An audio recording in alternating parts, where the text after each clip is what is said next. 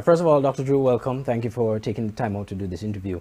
I think what's on a lot of people's mind to begin with right now is what are you bringing to the table if you were to become the leader of the Labour Party? I think we'll start there. Thank you very much, Andre, for giving me this opportunity. At this point in time, the Labour Party is in an exciting time. Why do I say that? Because it is now putting in place this modern structure and processes, and that will serve the party for the long term, the short term and the long term. So I'm excited about that.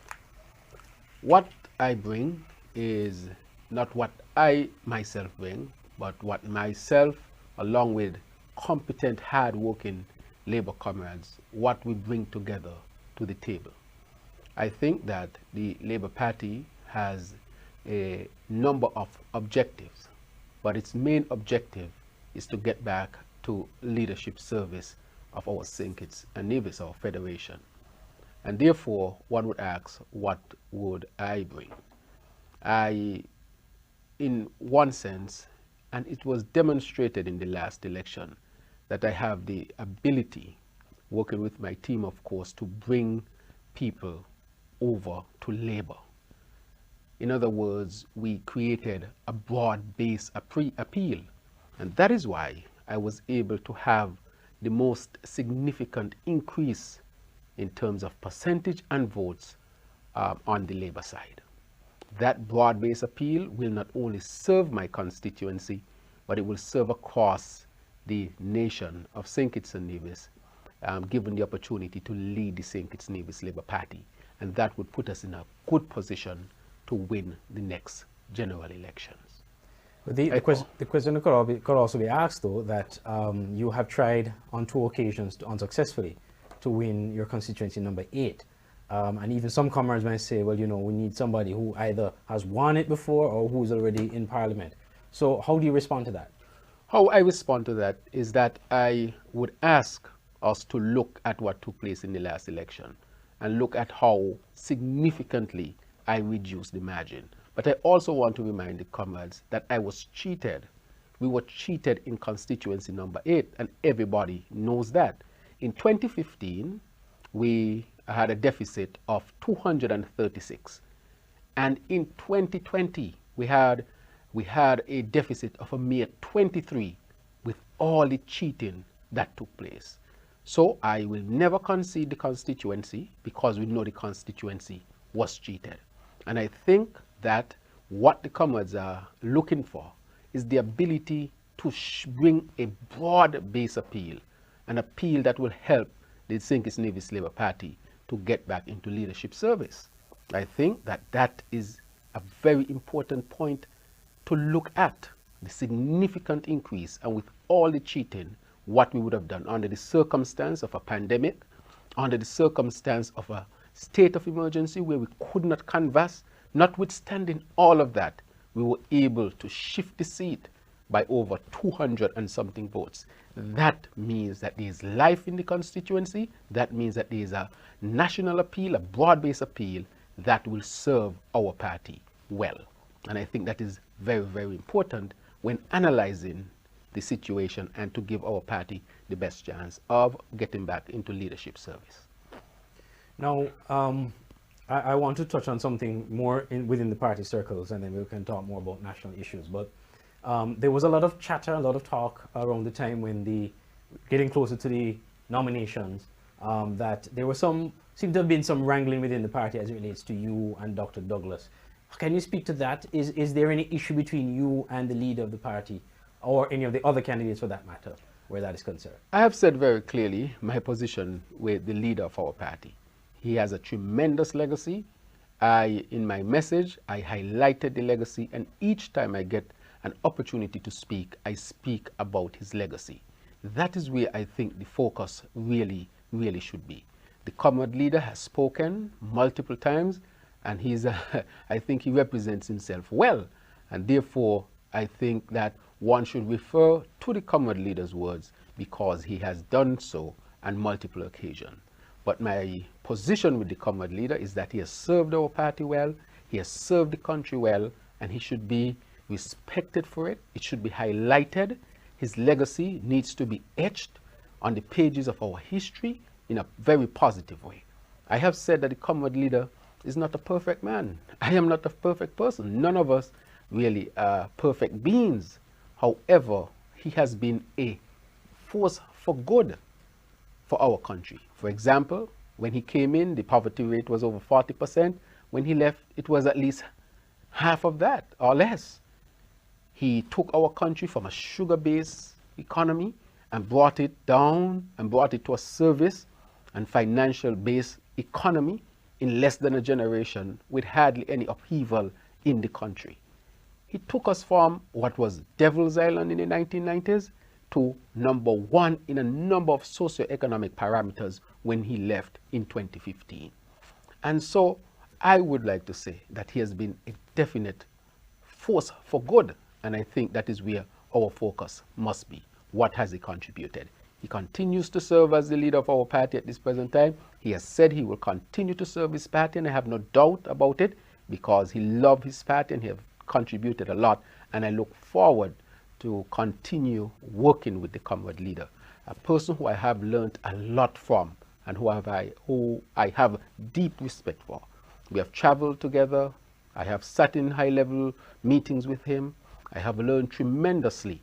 And I've said that because of what I have learned from him, I was able to take on a trip to Germany on my own, which was, of course, successful.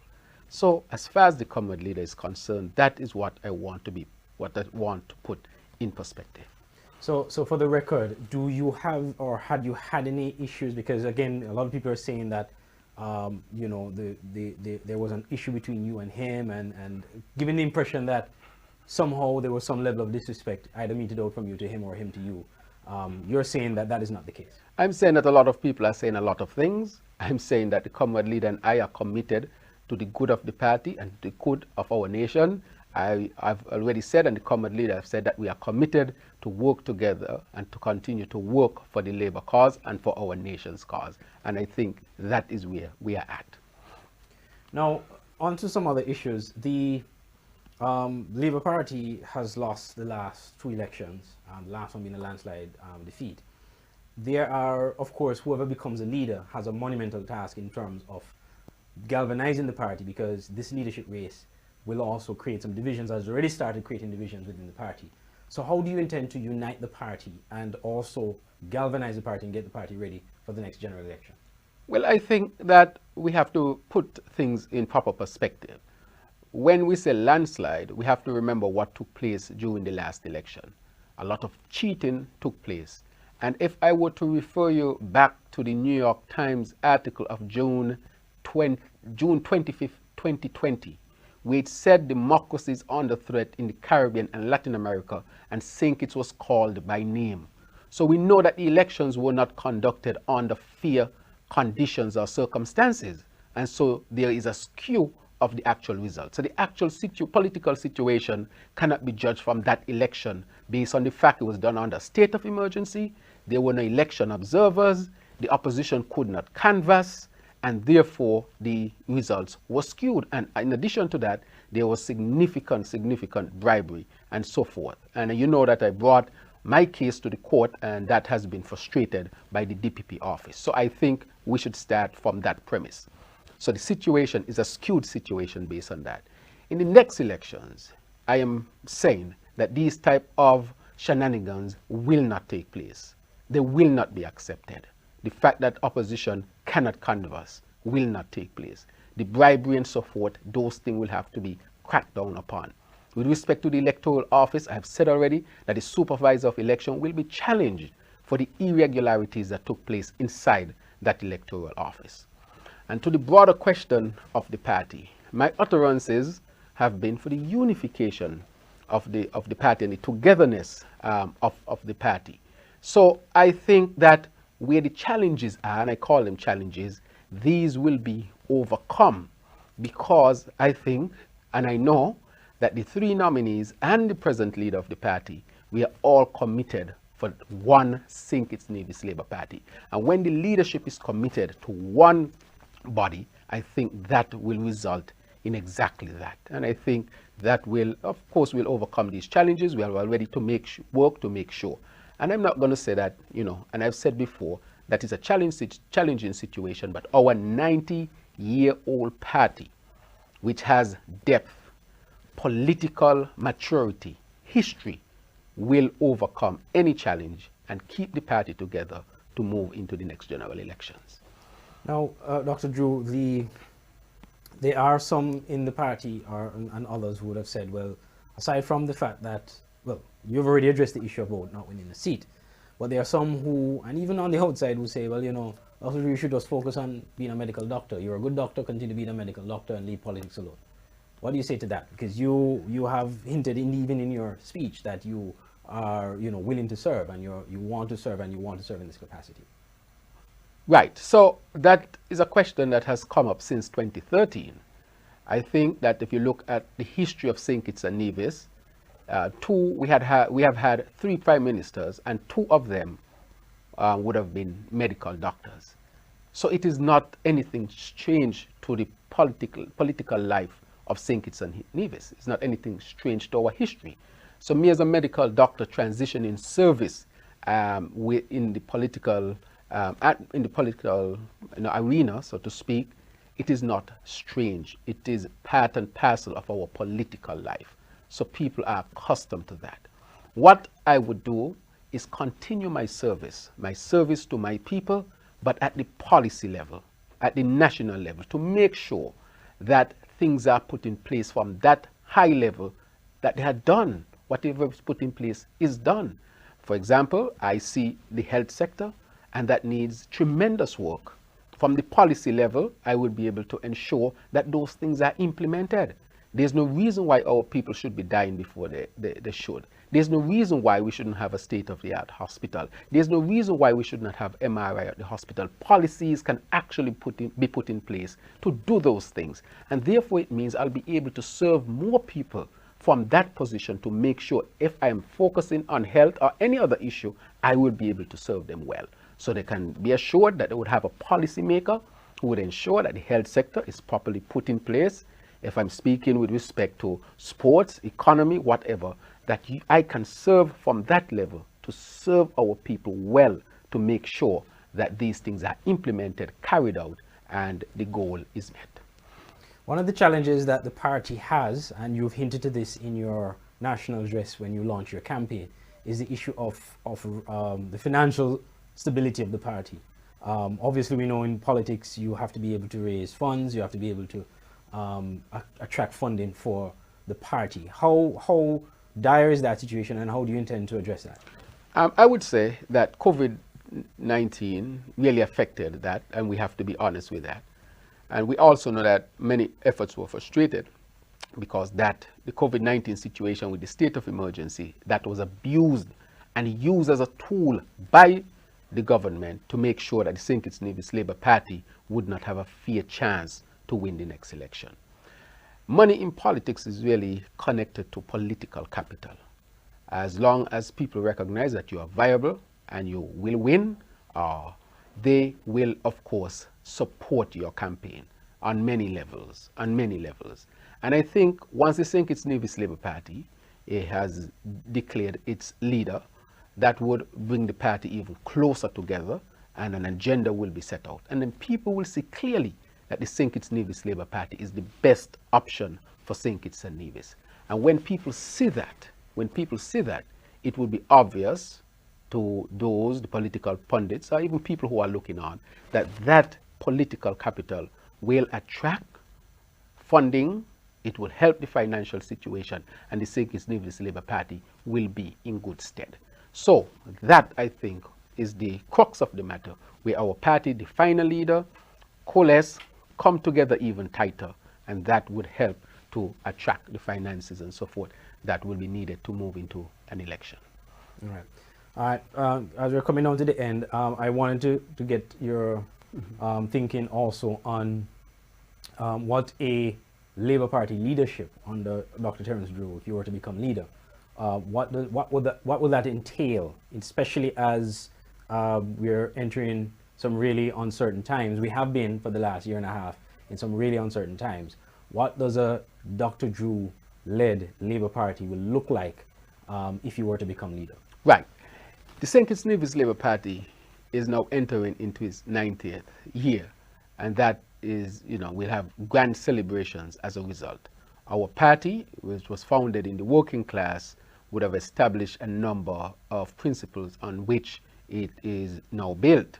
For example, our motto is for the good that we can do. Under a Dr. Drew, this is what we will seek to do, and I would do that working closely with the other comrades.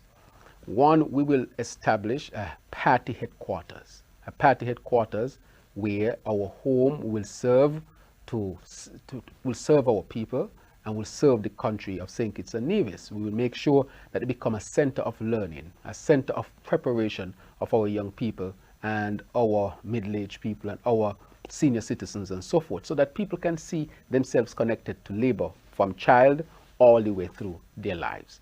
Within each constituency, we will establish homes for the party so that this can be permanent homes. So irrespective of who is the candidate, in those areas, we will make sure that there is a home where they can go to. But this will not only serve candidates, it will serve the comrades at the community level.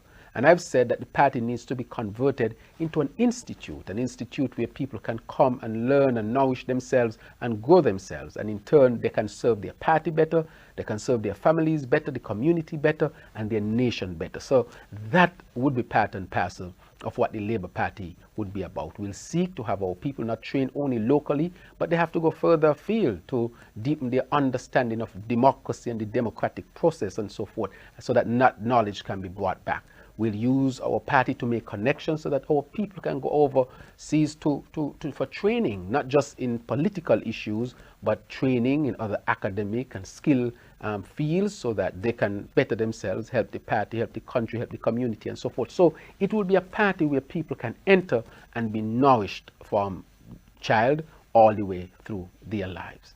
Now, with respect to the finances of the party, there will be a restructuring of how the constituencies are financed to make sure that they are viable, make sure that they are working, they have the necessary resources to work. So whatever comes to the party, that can filter all the way down to the ground. But also, it will be expected that even at the constituency level, people will be working to make sure that they're raising funds to help the constituency. So it will be a symbiotic relationship between the top leadership and the constituency level, and between those at the constituency level and the community, so that there is always a flow of resources and so forth. And that, I think, the relationship there would help to nourish both ends.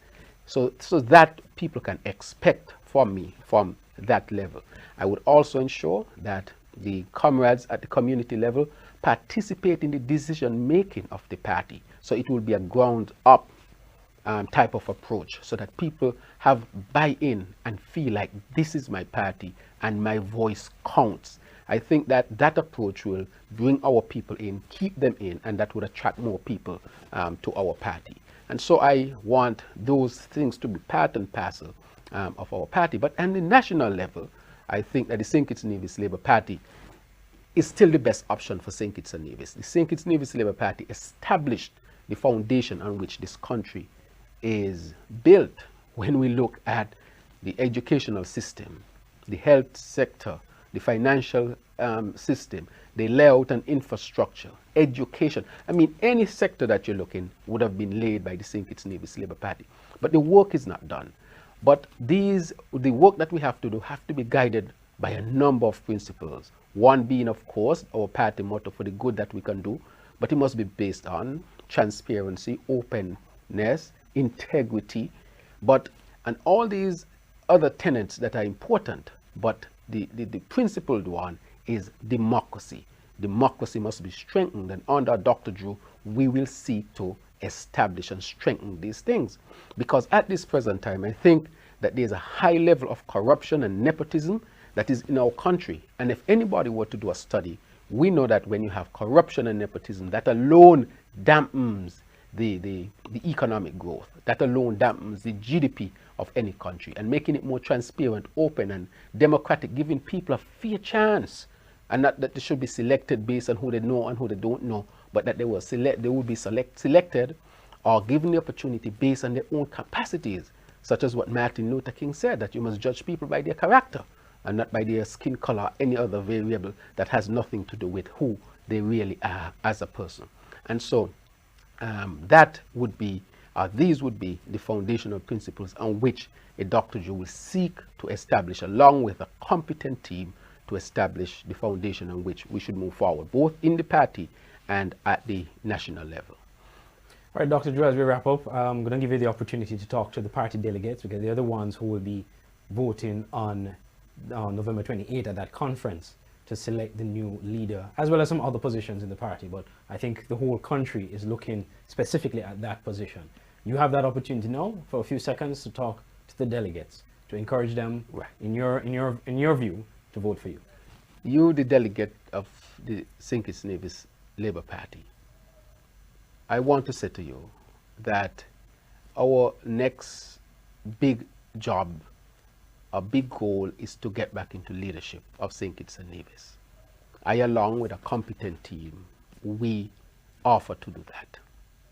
In the first place, I have the national appeal to bring people from the other side, to bring those who are considered defenders to the Labour Party, to broaden our umbrella and give us that majority that we need to win the next elections.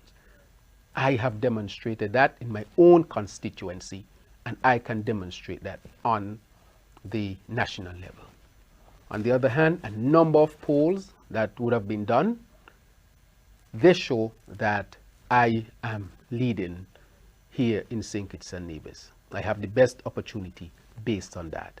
And I want the comrades to really, really consider this, that I can use. It shows already that there is much appeal for my brand, along with my team, to really move this country forward. And so I'm asking the delegate to really look at this and see how this can benefit our people.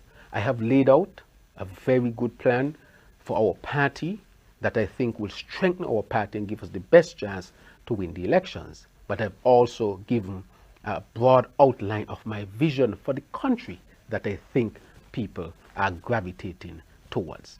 So with this broad-based appeal, with the polls that show that we can win, with the experience that I've gained over the last 8 years or more, just over 8 years on the platform with our party leader, sitting in high-level meetings, gaining that experience, having the opportunity to travel to international countries on my own and being successful at it, says that I am basically in a ready position to go.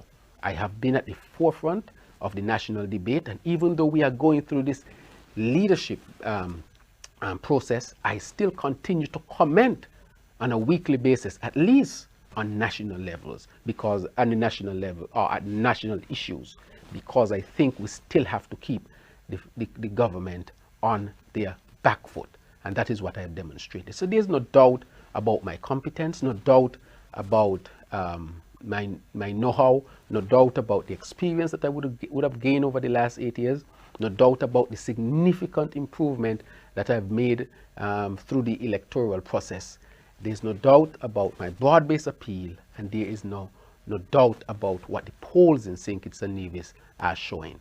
I can bring this to the St. Kitts and Nevis Labour Party and put us in a position to win the next general elections. It is no chance, it is not by chance that I'm being attacked so vehemently by the other side. They're attacking me because they know that I have that national appeal. They know that I have the necessary experience, competence, and they know that the polls are showing that I have a good chance of winning with you, the comrades of the St. Kitts Nevis Labour Party, working together. That I really want you to consider to get our party back into leadership service here in our country of St. Kitts and Nevis.